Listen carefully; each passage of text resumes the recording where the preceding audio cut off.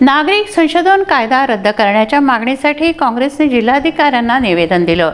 अमरावती शहर जिल्हा काँग्रेस कमिटीने निवेदनातून मागणी मांडली आहे। नागरिक संशोधन कायदा हा कायदा केंद्र सरकारने मंजूर केला असून हे दोन्ही कायदे भारताच्या राज्यघटनेला बाजूला सारून मंजूर करण्यात आले आहेत। या कायद्यान्वये एका विशिष्ट समाजावर निशाणा साधण्याचा उद्देश केंद्र सरकारचा आहे। त्यामुळे देशात धर्मनिरपेक्षतेला कुठेतरी तडा देण्याचा प्रयत्न आहे। या कायद्यामुळे भारतीय नागरिकांच्या अधिकारांचं उल्लंघन होत आहे। नागरिक संशोधन कायदा हे कायदे मंजूर करताना सार्वजनिकरित्या चर्चा किंवा सर्व संबंधितांना विश्वासात न घेता मंजूर करण्यात आले आहे। यामुळेच या कायद्याच्या विरोधात देशात मोठ्या प्रमाणात असंतोष निर्माण झाला आहे। या संदर्भात अमरावती शहर काँग्रेसच्या वतीने जिल्हाधिकाऱ्यांना निवेदन देण्यात आलं व आपलं म्हणणं मांडण्यात आलं।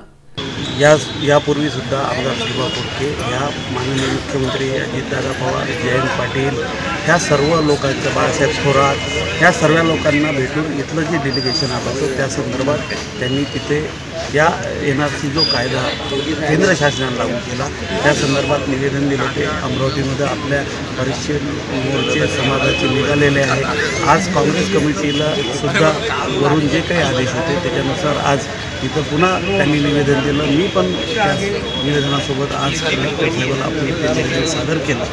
प्रश्न हा आहे की जो NRC कायदा लागू झालेला आहे, केंद्र शासनाने लागू केला, तो राज्यस्तरावर माननीय मुख्यमंत्र्यांनी त्या संदर्भात भूमिका घेतली आणि महाराष्ट्रात तो कायदा आमचं शासन इम्प्लिमेंट करणार नाही असं विधानसभेच्या फ्लोअरवर माननीय मुख्यमंत्र्यांनी सांगितलं। आणि त्यानंतर पूर्ण राज्यातले जे मुस्लिम समाजाचे सर्व प्रमुख नेते जे आहेत त्यांची सह्याद्रीवर एक 8 दिवसाच्या आधी सुद्धा बैठक घेतली आणि त्यांना विश्वास दिला की हे शासन तुमच्या पाठीमागे खंबीरपणे उभं राहील।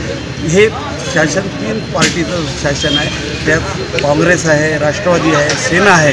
त्या तिन्ही लोकांनी त्या संदर्भातली आपली भूमिका स्पष्ट केली आहे की आम्ही या राज्यामध्ये तो कायदा लागू करणार नाही।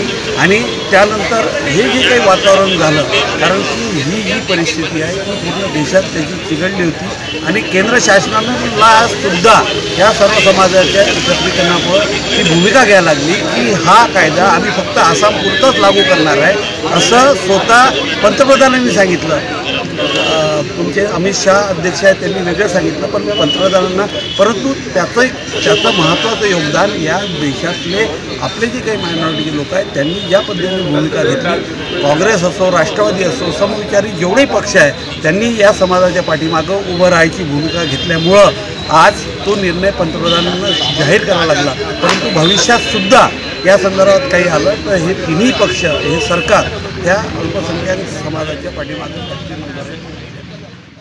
भारतीय नागरिकांसाठी ही अपमानकारक बाब असून देशाच्या संविधानाचं उघडपणे उल्लंघन आहे। तेव्हा दोन्ही कायदे रद्द करण्यात यावे अशी मागणी काँग्रेसतर्फे करण्यात आली आहे। निवेदन